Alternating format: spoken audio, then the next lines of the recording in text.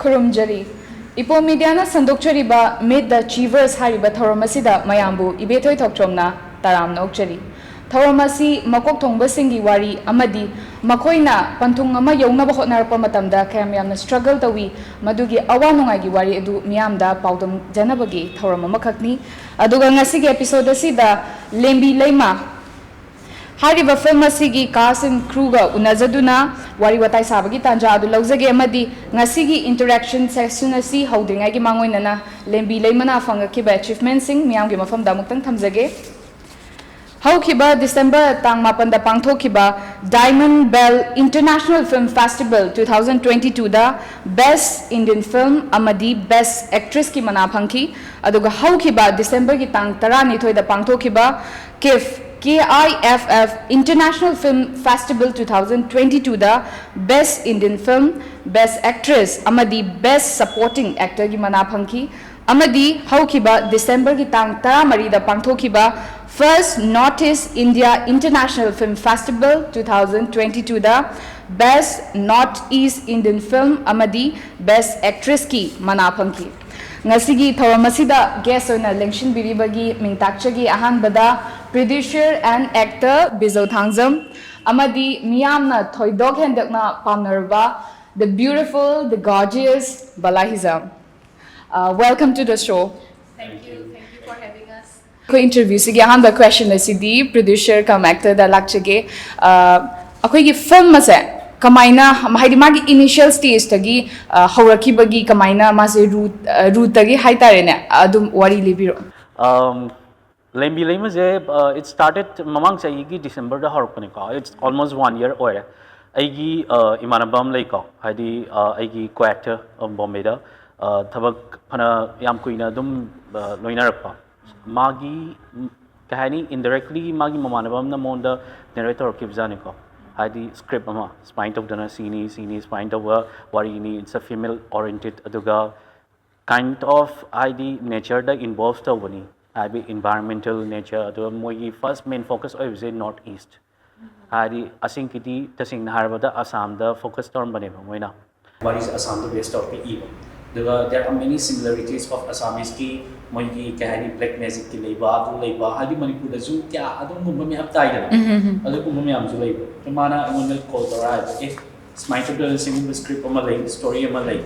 masi develop kana tawni am pa gira kamai to yengu hatam pa ba matam da wari hai misi ki quality strongest point je modana I think the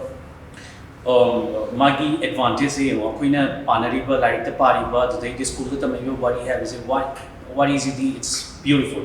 aduna what is the imagination kai de puge si par matam da osiki lembi leima ki script se par matam da aina angar ne da khoi po khoi de ki wari tar pa nga wari me am adu me am ta connect to do di akhoi ki charpo matam da lekai da si ta we the society the thokiba ma'am the reflector what is it aina siki city Manipur ki wai the siki wai city it can be happened and it already happened in Manipur dona siki se adu ki to kamaina develop to sike to be authentically Manipuri maitei ki wai wari oina na ba adu immediately call thoraga I is director writer Mayank Pratap Singh is meeting am the tausi Sigi wari se yam kusai yam pami sisi develop thoraga film hoina na misi tarpo matam da we involve Niki Chandam je ma involve tor matang da koi research sam thore kamaina kari happy ai Manipur ki authentic oi pot me ama zai di wari me ama zai di lam ad oina na ba wari je totally maitei ki oi ba Manipur ki oi bo oina na ki damak da koi khara research tor matung da develop oina mak loire matung da by March BALA approach to everything is history. Adu taki di dum pre-production horror number or logically films so that is the journey. Aduga hojik next time BALA da lakchage BALA mamang da film gi industry do almost khoi gi top layer da leba actress ama khangni ko BALA se do mamang da achievement mayam ama laikre aduga handa ki film sida achievement ama mukla ko se si after marriage ki first achievement oibra kamain to BALA Hoi luhong tungi hamba award ꯑꯗꯨꯗꯤ ꯊꯃꯣꯏꯅꯨꯡꯗ ꯀꯔꯝꯕ ꯀꯃꯥꯏ ꯐꯥꯎꯏ ꯍꯧꯖꯤꯛꯁꯦ? ꯑꯗꯨꯛꯀꯤ ꯃꯇꯤꯛ ꯍꯥꯏꯅꯤꯡꯉꯥꯏ ꯂꯩꯇꯅ ꯍꯔꯥꯎꯋꯦ ꯑꯗꯨꯒ ꯄꯦꯟꯖꯕ ꯍꯥꯏꯇꯥꯔꯦ ꯑꯦꯛꯇꯔ ꯑꯃ ꯑꯣꯏꯅꯀꯣ ꯑꯗꯨꯗꯤ ꯌꯨꯝ ꯄꯥꯜꯂꯕ ꯃꯇꯨꯡꯗꯁꯨ ꯑꯩꯅ ꯃꯇꯝ ꯈꯔꯗꯪ ꯑꯣꯏꯔꯕꯁꯨ ꯑꯩꯅ ꯄꯥꯝꯖꯕ ꯑꯩꯒꯤ ꯄꯦꯁꯟꯁꯤꯗ ꯑꯩꯒꯤ ꯊꯕꯛꯁꯤꯗ ꯑꯩꯅ ꯃꯇꯝ ꯄꯤꯕ ꯉꯝꯖꯔꯒ ꯁꯨꯃꯥꯏꯅ ꯑꯆꯤꯚꯃꯦꯟ ꯑꯃ ꯐꯪꯕꯁꯦ ꯑꯩꯅ ꯋꯥꯔꯨꯕ ꯃꯌꯥꯝ ꯑꯗꯨꯗꯤ ꯑꯉꯥꯡ ꯑꯃ ꯂꯩꯅ ꯑꯩꯅ ꯊꯥꯗꯖꯕ ꯑꯩꯒꯤ ꯑꯦꯐꯔꯠ ꯀꯣ ꯌꯨꯝꯒꯤꯁꯨ ꯑꯃꯨꯛ ꯍꯣꯠꯅꯕ ꯁꯤ ꯃꯌꯥꯝꯁꯤꯒꯤ ꯃꯅꯨꯡꯁꯤꯗ ꯑꯩꯅ ꯁꯨꯃꯥꯏꯅ ꯀꯦꯔꯦꯛꯇꯔ ꯌꯥꯝ ꯆꯦꯂꯦꯟꯖꯤꯡ ꯑꯣꯏꯕ ꯀꯦꯔꯦꯛꯇꯔ ꯑꯃ ꯂꯧꯔꯒ ꯑꯩꯅ ꯁꯨꯇꯤꯡꯒꯁꯦ ꯀꯟꯇꯤꯅ꯭ꯌꯨꯋꯁꯅꯦ ꯑꯩꯈꯣꯏꯅ ꯇꯧꯔꯤꯕꯗꯣꯀꯣ ꯎꯈ꯭ꯔꯨꯜꯗ ꯂꯩꯔꯒ ꯑꯗꯒꯤ ꯎꯈ꯭ꯔꯨꯜꯗꯁꯨ ꯕꯂꯥ ꯃꯊꯪꯒꯤ ꯋꯥꯍꯪ ꯑꯁꯤꯗꯤ ꯕꯂꯥꯒꯤ ꯑꯥꯐꯇꯔ ꯃꯦꯔꯤꯖ ꯁꯤꯒꯤ ꯐꯤꯜꯝꯁꯤꯅ ꯀꯌꯥ ꯁꯨꯕ ꯐꯤꯜꯝꯅꯣ? ꯑꯩꯁꯦ I never count my film. ꯑꯗꯨꯗꯤ ꯑꯣꯀꯦ ꯃꯊꯪ ꯍꯧꯖꯤꯛꯀꯤ ꯕꯂꯥꯒꯤ ꯁ꯭ꯀ꯭ꯔꯤꯞꯠ ꯁꯤꯒꯤ Yes, and one more thing. Short film di aigi ihan hanba. Short ꯐꯤꯜꯝꯗ ꯑꯣꯀꯦ ꯁꯤꯒꯤꯁꯤꯅ Sigisna ihan hanba. ꯑꯣꯀꯦ ꯑꯗꯨꯒ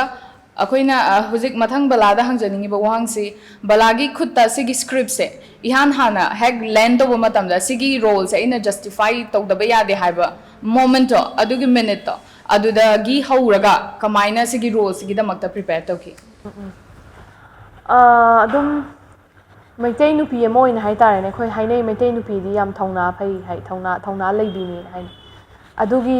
sense aingonda phaujagi sigi script se pa matamda adugi duna aingonda hena inot hapaga adum challenging su oiba ko aduga ngasai yamna thongna leibi nupi amagi character yamna telaba matamduda sigi film sida portrait tawriba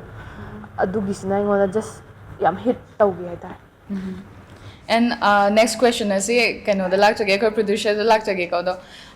of course Balasi one of the finest actors Manipur has ever produced adu sigi film sigi da makta balana hena chanani hana khangibase kamaina khangibano adu gidi yamna simple oiba wari ni haidi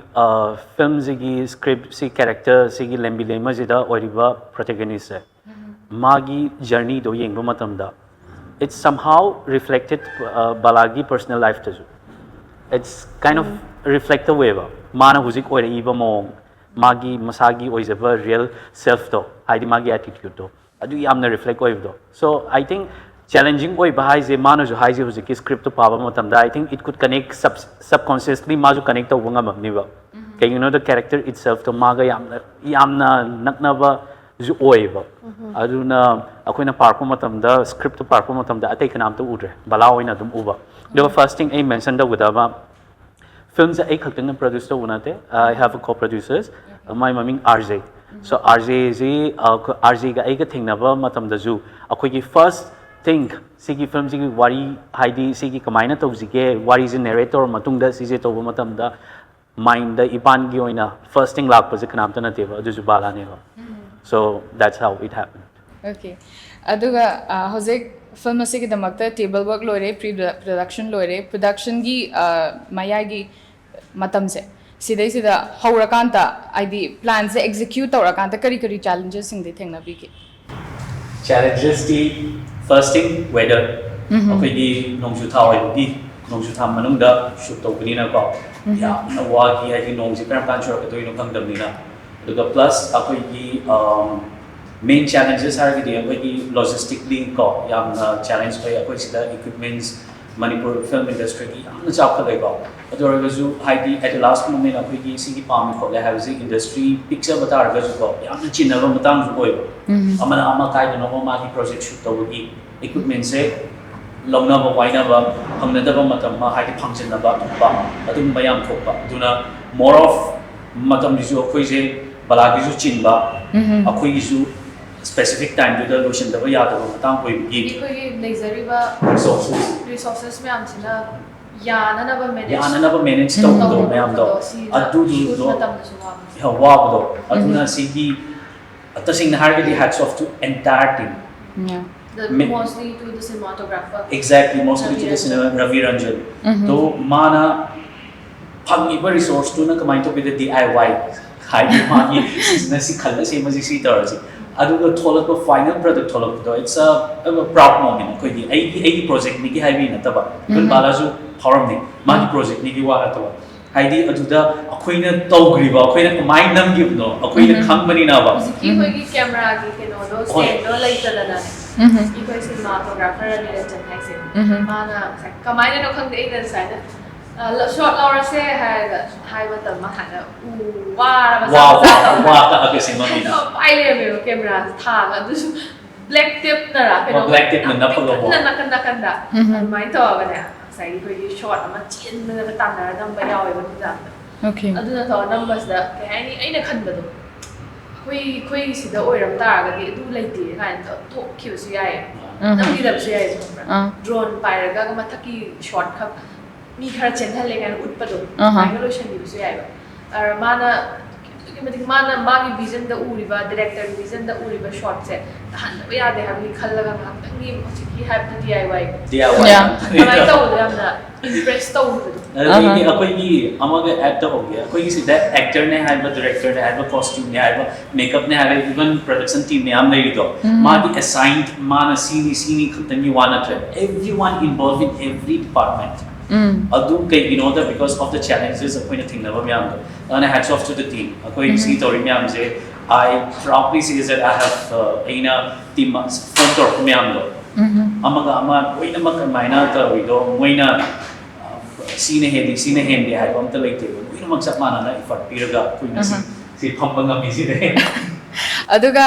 hojik akhoi DIY hack sizinaraga namkhibagi akhoi experience me amanju share to bire do of course nungai ba amadi nungai ta ba good and bad experiences me amam thengnaram kini do balagi side tagi su shooting manung da thengna ba experiencing awa nungai kitanga share to bi aina wa se even 2-3 days hold away ba high big na ko wa se wa ba di dum wa dre have the when passion calls ko na do wa da ba ai am tang di ai tong ni ma wa da ai se ai hai ge last day of the shoot ko crew the shoot to wa ada ko ni gi mar kan ko I really balagi respect them the hinka de tu no mito tadi akhoi shoot to was KIFF manung daraga shoot to doineba once kunda gradi kakat pa ju yam wa ba camera pa ju yam wa ba pam oi ba location ri amna mapam du chada ba equipments pu khot pa yam dura adu gi numito somehow because of some issues akhoi gi mapam du thong pa thak ju ya ba na tam ni lap na lo ro doi ba cha ba ji kitan kim to kre ba breakfast agi de gi lunch sai ke di to je evening gi manga ta hai without food without water nong ju korong tari ba ada angam ju cheli bani but ma I think I jara me ko hadi hera cha da ju yai har ga ne short ta di loi thong ni har ga ne nong mar ta kum dar ga so somehow managed to finish the complete entire film adu rap tor ga chola nong mar ta ne chap ta nong tup ta ge loi cha sorry sa ding khala si matang se da hats off to all the artists aduga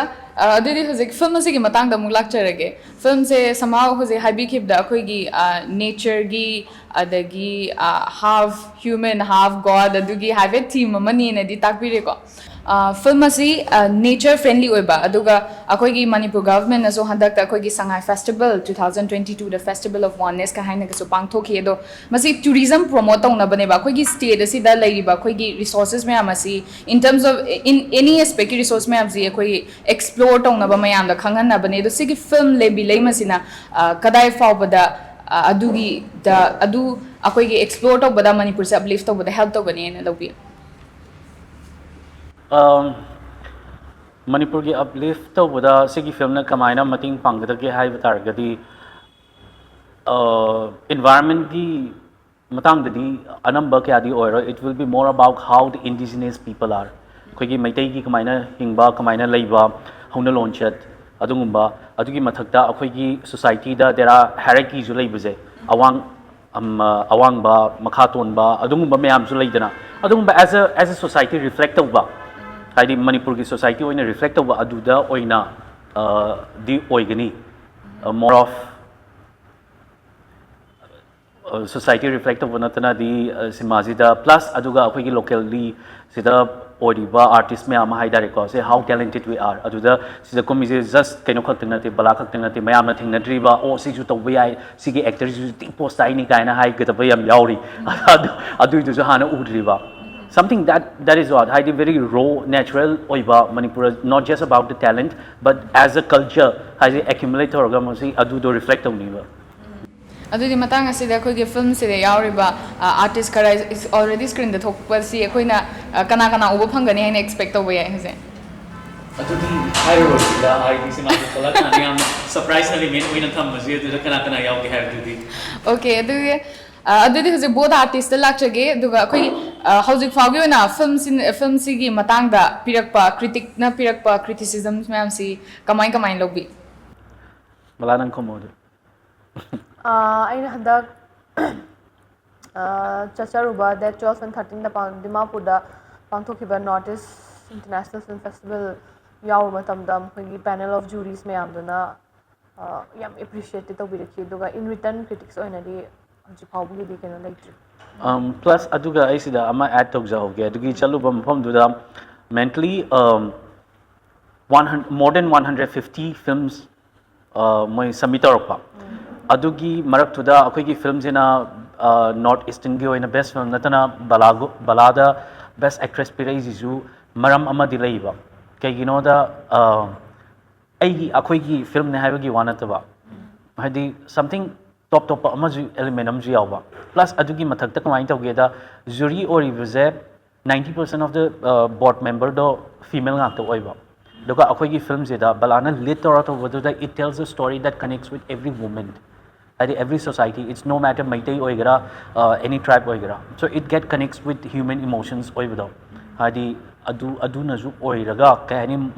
yamna bang launa hit ama tawdo aduna ju plus point oibine balana award pangai ji ju adu mangare huji pau the critically critic in return kanta hujiki lagtre okay adudi films ekoi hojik phagi oina festival ahum dadi kaino tore ko award phange adu si festival ahum si dadi thousand ba or registration ke ka si process ti kamai tawi haidi for the upcoming film atopa sing lakpa sing na su khangjana ba kidang habi festival je hujiki 2022 ki oina di loisala December loigar bina 2023 da tasing har ki hujik kai thab ragi kamai thab photo do akoi hujik we are just enjoying the moment right now okay hadi thabu di thagani adora ga 2023 haise haying da ngare adora ga ju koi pura phal phammaga kamai to bukhatno ju tanar khol da kai thabi ai khodi dum yam di to bi to be but for the moment let us enjoy for hadi hujik haidi chalu bodo because it's a historical moment to be very honest taking the Ahamba North Eastern View in a festival akamatamda even bala yemo risk money this is already established actor ni ko adu risk amu ibutar jo akoina akoi project sida adu ki matin fake play budo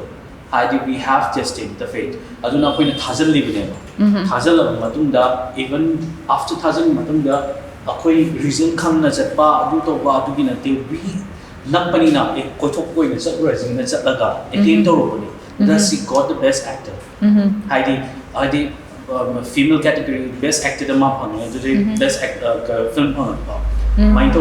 that's boost kani apni motivate to ado tawena hoji hatu amada to thousand kuchamba do to tanuna ba we want to take a very precise decision to you know the akhoi gi ju sigi film je mayam da ju yobaningi every corner part of the countries and part of the globe you know it will tell the story about not only the artist but also as a wholesome about the generally a society ki maram da takat film ni na so we have to think khalaga how that kar okay the huzik film sigi matang da thambi basi bala si man protagonist aduga female a very strong a very powerful one aduzik balada lakning was in real life bala after marriage as a working woman challenges sing kai face tawi adugi challenges sing duda kari karamba haidi help kumba phangtar ga di hena smooth oini gan khanbi matam pilibise ꯂꯥꯏꯅꯤꯡꯁꯦ ꯈꯤꯇꯪ ꯏꯔꯩ ꯂꯩꯇꯕ ꯍꯥꯏꯇꯥꯔꯦꯅꯦ ꯌꯨꯝ ꯄꯥꯜꯂꯕꯅꯤꯅ ꯌꯨꯝ ꯄꯥꯟꯕ ꯍꯥꯏꯁꯤꯅꯤꯗꯅ ꯍꯣꯏ ꯄꯥꯟꯗꯣꯔꯤꯕꯅꯦꯕ ꯑꯗꯣ ꯑꯗꯨꯒ ꯍꯥꯟꯅ ꯁꯤꯡꯒꯜꯅꯤꯗꯅꯀꯣ ꯍꯥꯟꯅ ꯁꯤꯡꯒꯜꯅꯤ ꯍꯥꯏꯕꯗꯤ ꯑꯗꯨꯝ ꯇꯨꯝꯃꯦ ꯍꯧꯒꯠꯂꯛꯄꯗꯒꯤ ꯍꯧꯒꯠꯂ ꯆꯠꯄꯤꯅꯦꯕ ꯇꯧꯔꯤꯁꯦ ꯍꯧꯖꯤꯛꯁꯤꯅ ꯑꯃꯨꯛ ꯑꯉꯥꯡꯁꯨ ꯂꯩꯁꯜꯂꯛꯑꯕꯅꯤ나 ꯑꯉꯥꯡꯗ ꯑꯃꯨꯛ ꯌꯦꯡꯉꯝꯗꯕ ꯌꯥꯗꯦꯀꯣ ꯑꯗꯒꯤ ꯃꯇꯝ ꯃꯦꯅꯦꯖ ꯇꯧꯕꯁꯦ ꯈꯔ ꯋꯥꯏ ꯑꯗꯣ ꯑꯇꯩꯗꯤ to be very honest I'm very lucky that I've got a very supportive family and a husband ꯑꯗꯨꯅ ꯃꯈꯣꯏ ꯃꯌꯥꯝꯁꯤꯅ ꯑꯗꯨꯝ ꯌꯥꯝ supportive ꯑꯣꯏꯔꯤꯕꯅꯤꯅ ꯍꯧꯖꯤꯛꯀꯤ ꯑꯣꯏꯅꯗꯤ ꯑꯩꯉꯣꯟꯗ ꯑꯋꯥꯠꯄꯁꯦ ꯑꯃꯠꯇ ꯂꯩꯇꯦ ꯍꯥꯏꯇꯥꯔꯦ only ꯑꯩꯅ ꯋꯥꯔꯤꯕꯁꯦ ꯑꯩ time managementꯁꯦ खितंग वारे दो सिसु दो माई कॉप अप तौर कनी हाई खल्ले अंगांग चौड़ा खन हाइनरक्पा and bala se hojik amuk shooting mayam mathang mathang of course adul yam chilamani aina khanje do shooting chalu raga halakpada apart from today's interview se topic kadi kitang mari leinadre kano diya ga kamaina catch up tawe ai jam मासे am kana yam yet pangang yoide हाइने कोई artist ना पोक पंगांग से ये तब बने वो खंग बने काहे हाइने आई हाइने सुम आई ना सुम हजिकी आई चाले यार ने सुम हायर को दो है ताव दो है आर्टिस्ट ना पोक के ना अंगांग से हाइने बने ममा पापा ये तब बने खंग बने जाता बने कोई थबक से काहे का अदो सी काहे ना के सुम हुंदो मगा सुम थम मगा चल पदो मोय सुम काहे खलक तब दो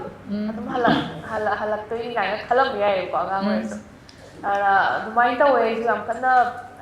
अगांगसना मरम ओइरगा यामना वाबदि ओइरे बट मतम पीदबा यादेना को चाबा थकपा येंसनदबा यादे तुंबगी टाइमिंग पिजा पिथकपा टाइमिंग सिगी मैपसे होल ममा ओइरमने आइना तौजरि कना तौनि and how does it feel to be Dia's mother I'm so blessed like that okay hey इथंदा नकपदो अदि इसे चा लेरबनी को कायदा seems like I've achieved I've achieved something in life yam nungai je ga song gi personal life ki story mate ka ma episode khara khoi da tambi basi so okay coming to Bijou besides acting aduga acting si da so koi best supporting actor gi su mana su phanga khre ko ado film se co-producer oina su saruk yari so co-producer ma oi ba si planning the coordination the management the su loin ma yeng jan da ba ya de aduga acting so kamaina si se side by side manage toge I wish idea akhoi sing wari se hor pama tam dai adu document tor ma ga di na ina khala ai chin ba me apa tawa thai but it's a challenge adu challenge of at the end of the day my main focus the sigi cinema nam da ya de ha ni na ka arju wana adum we ma adum thole ba kamai manage to da ge na adu plus ai hide up sai ai na ahamba team setup tor pa hor pama tam da ai na choose to me am je adi border some point na ba ward na ba moigi ahiba moigi department da moina kamaina handle to ngam ga ge me am do khalaga ju loi to ba na tang easy oi adum adu plus ai kino ki director Mayank Pratap adu dai di ngasai ju high grade to DIY head adu Ravi Ranjan aduga Naveen Sandhu moju id singu me am ju thingnar panin ko it's a collaboratively moju mating id kakthana na ba problem yam do kakthana na ba moju mating yam pa ngak pa plus akhoi ai bala ko lady RJ Buhairo the lady makeup ki team da Rejoice Singh the lady even production designer the Tam ai chak thum ko yo dedication I think maji atai department me am ki atai ki lai re Tam ki one of the very important Tam ki oibna maji karam department no to khangdaba maya ai loina mak te isu su do aduma danguma ai maming je hire ga loina mak loi orani ko ai just see mayam je summary hai batar ga moina maina easiness ama pirak podo aduna I manage to ngam gi me yeah exactly adu Adudi hujik mathang se bala da lakchage bala sigi film Lembi Leima se in a short span of time akoi IPOM Media ga soidana IPOM Media OTT platform asida di miyam gi mafam da di uba phangani premiere tawani edo bala kedo bagi mina sigi film se yenga dori bano valid reasons khara pibiyo. First, it's a I ahanba short film ko. Haddi andagi anauba bala mo phangni na khali. Nasagi filming taw ko se khara khenare ko. Koi Manipur film aina mayam kuma ko siga nasagi hoigi sigi cinematography style siga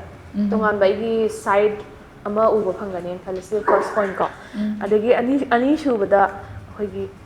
yam atenba matamda yamna entertaining so henba duga yamna oiba engaging yam engaging or film ko asisina dum hall cinema se ten to tele ngai mathak tu da dum sanghaning bagi keno pokani ba ayeng ba babong sima second point. And then third hoigi hey se third se Wood River third se third se Herchina kay ay ama haro no ama haro Oi, ay add tawag. point ama add taro Haidi nahangay ugiba balagi sets of magi adu ay na haigre acting career da may ama makan tawdo si something out of the box name si to adu point ay na haigre plus ay add tawge akoy Manipur film da mana cinematic language haidana do ay si da add na tawge hausi phawo to matam da akoy gi growth am kana chaukalai ko Manipuri film da jo plus akoy gi si film ji da ubak panga do ji da the prosthetic makeup kamaina si na gi have za si film ji da exactly si da ubak panga ni Okay. Ano woman di soidana or ni buko. Adudi balada mulak chage balasi diverse role, diverse characters mayam play to krabane ba. Si aduga hauzik sige film si su number lore award su fange aduga baragi haugi ba film mayam du dagi sige sida anoba kari experience fange. Another experience another experience na habadi yadre dog aina pamjaba hai tare ko kogi no dialogue delivery gi darkar wai daba ko abdi koi prompt sungtong tong daba sigi sina perform ma koina set the action ha kanda koina continue acting ko ek tong minar ba ani hum se dum zar flow chakhi se sigi nungai ba sigi reality se si di kano akoy gi sigi is da prompt to nataba akoy gi hana workshop toraga ka hai reading session toraga ai bala akoy adum pullaga script to paraga thoroughly nainara matunda hanjan na koi wari se sum nainara ba matunda wari se koi da automatically tawraga koi gi script te yauri bese si wai si magna ta ga so impromptu adu ga sanna ba ko impromptu bese impromptu adu the mind taw ko se se sigumba se koi Manipur film industry sa to ina toning ya ta koi shooting stars si se der ko matamda adu koi Manipur film se tungan ba mai masak ama thol kan yin khali and duga koi ai samak su keno se matam je am kan na badi hotnaraga ngam da mi yam nei samak su ba shooting thing ba ya cancel da wa ko sigi me am je kuna kitang professional oi na ko koi budget sigi matungina koi sida taw isina budget ki matungina lai thok da budget ki matungina kitang serious oi raga na ko sigi kano se habit se koi kai ai tare working style se sigi se kitang he krak la laksla ko tam da koi gi Manipur film se yam nungai ni khal ahong bom la ni khal ada dumaina adum bagi khena base si khara hai ge duga yam ka hena Okay. khena bagi ke rate they have to I have experienced such kind of shoot ko I saw in film ta ure and then release tau gi da ba Hindi film am so dum kino to yagidabadagi khoi se thingibadagi dum tokre aduna sigi experience yam angang oiringai dagi su leire aduna adu je aina haise khoi se tawisina budget ki matungina som lai thoknarakpa asera punga tama mapan la do tama thoide yo lore ki matam me ne amung la moy among la moy na ma sung khan de ne ba bala la mi roi ma theng la ne ba makeup artist no khan de ne ba khoi na cameraman ke ka to yo ra am gi roi no khan de ne crew sing na asera roi roi na la am gi roi no kala pung mapan da hai gi pung ani de sting ong pe ne ba sigi se sem do ko da na finest da akhoi lembi leima ki set adi jo call time fixed so many talented artists and so many talented filmmakers no so have the honga iba dum Manipur filmmaking is changing no so sigi akhoi gi hojik la iba current trend sida changsi lakli base sidai sida honganing ba mayam ama su comment ama su bibiri do honga kani haibagi ache ba thaja basu lay do balagi hojik after lembi leima karam ba project sing the work to be have tang thambiram ngasigi interview sigi chance log jahoge jik ai maming di hire bungge pa have the koi gi producer side gi min amkan akin to ba yadri ba film ani khak pai film ani khak ho do schedule se continuous hane gi dumaina 5 days 4 days continuous pi bi ngam aina film sida matam pining ma dumaina ai gi family da ai cha da so ai se matam piningi ba hangba same thamningi ba ni se amana hende amana tadri ba tori adu na ai ko ngawe ba adu na ai shooting se saina no mata ga ni gap ko ni no mata gap alternate days mai to ki arna se film ama number da hujik se ai tha ani hum chang da dore adu gi dum na maram oira ga se na film ani khaktang lawi mana mamang last month tagi haure aduga hujik mayai chanchale aduga amana February dagi haugataba ama film ani khak adu hujik se public marata video music ko ba commercial advertisement ko mate to happen aduna habade koi balagi phajaba acting and beauty me am se still koi screen da duma u phangkini have si gi miyam da thamjari ko yam nungai jai aduga mathang asigi koi gi film asigi makeup artist amadi prosthetic designer REJOICE SINGH so koi gi seta kokshin jage REJOICE welcome to our show. Thank you so much for having me. So REJOICE akoi gi sigi film se lembi leima koi Manipur gi sigi film si sida prosthetic makeup introduce to bose sigi film se ihan han ba oi doine ba Manipur di han bo oidini prosthetic designer se han da gi di tawde tawna ba practicer of film u di ure bo but DIY type ta madam tawna dum practice to lak but as a professionally akoi gi what adi ka hai to no what product mayam se season akoina am pandi chelaga khut hadaraga fazana season of this is the first time in Manipur sigi films na REJOICE na work to bose Manipur da di ahan ba obi ba Manipur da di ahan budi natre actually I'm based in Guwahati as Guwahati based ne ba aduga I Manipur da di aina kai ai se suti ada I Global School of Hair and Beauty da is a makeup instructor and educator oina leibani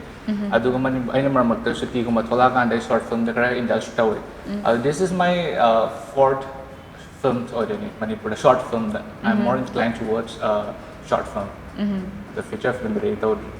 so and I'm very happy that I got to work with Madam Bala and Bijou sir. So I'm very excited. I'm a big fan of that. Okay, so sigi akhoi lembi leima sigi makeup to ropa matam da haidi sigi journey se sigi kamai to gi habitang habi Journey se am nungai kai season na ki kamai to ki it's a new thing in this industry to gi am ta habi journey se am nungai I was Guwahati da when Bijou sir was approached me I Guwahati da ngai da tawrak pane and storyline and I would like to mention my dear friend I ko kano se makeup artist se Simi Fanjo ba mas Mumbai based ne ado magi through de issue contact tawrak pane alis minor film malay prosthetic for the first time introduced of se coach se storyline se yamna phajai khotai mai tawraga mai bani na yamna cordially emphasis piraga se minor work tong me the products de ayam koi prosthetic makeup se not only in Manipur but India da su yamna nauri boko ꯅꯧꯔꯤꯕ ꯍꯥꯏꯁꯦ ꯑꯩꯈꯣꯏ product ꯐꯪꯗꯕ ꯑꯥꯏꯇꯦꯝꯁꯤꯡꯁꯦ ꯑꯩꯈꯣꯏ ꯃꯄꯥꯟꯗꯒꯤ ꯑꯃꯨꯛ ꯆꯦꯜꯂꯒ ꯂꯧꯔꯒ ꯁꯤꯗ ꯑꯃꯨꯛ ꯌꯨꯁ ꯇꯧꯕ ꯌꯥꯗꯕ ꯁꯔꯇꯟ ꯇꯦꯝꯄꯔꯦꯆꯔ ꯏꯁꯨꯁꯀꯨꯝꯕ ꯈꯔ ꯂꯩꯕꯗꯁꯨ ꯋꯔꯛ ꯇꯧꯕ ꯌꯥꯕ ꯃꯐꯝ ꯂꯩꯌꯦꯕ ꯑꯗꯨꯃꯥꯏꯅꯗꯤ ꯌꯥꯝꯅ ꯋꯥꯅꯗꯤ ꯈꯔ ꯑꯩꯈꯣꯏꯒꯤ ꯖꯨꯔꯤꯡ ꯗ ꯁꯨꯠꯇ ꯑꯩꯈꯣꯏꯒꯤ ꯇꯦꯝꯄꯔꯦꯆꯔ ꯏꯁꯨꯁ ꯈꯔ ꯂꯩꯔꯛꯄ ꯍꯦꯚꯤ ꯔꯦꯟꯐꯣꯜ ꯃꯇꯝꯁꯨ ꯑꯣꯏꯕꯅꯤꯅ ꯑꯗꯨꯗ ꯈꯔ ꯁꯗꯟ ꯈꯔ ꯅꯨꯡꯉꯥꯏꯇꯕ ꯈꯔꯗꯤ ꯊꯦꯡꯅꯩ but it went so smoothly and I'm very happy with the results. Okay. Hojik Bijou da mulak chage duga Bijou khoi gi film si award mayam phangre of course hojik audience mayam na yeng na bagi ngai raga lairabane do sigi film se karai de yeng bo phangani have si sim tang tham as ngai buje akhoi imung phau da ngai ram ni yengninge ni yengan do yama jokes apart akhoi keno ne film je hojiki oina EPOM media ki through the EPOM media da akhoi premiere to online premiere to na ba soidana tokjarakke aduga date to the EPOM media gi khongthang da adum taksara age karam kanda kamai tobano so we will be planning to haidi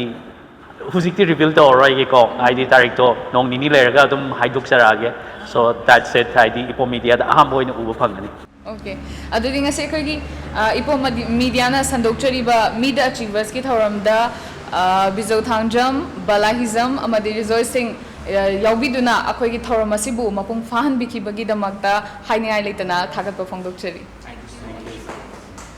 amadi ngasi gi pangthokchariba akhoi gi interview pangthokchariba mafam asi poker taste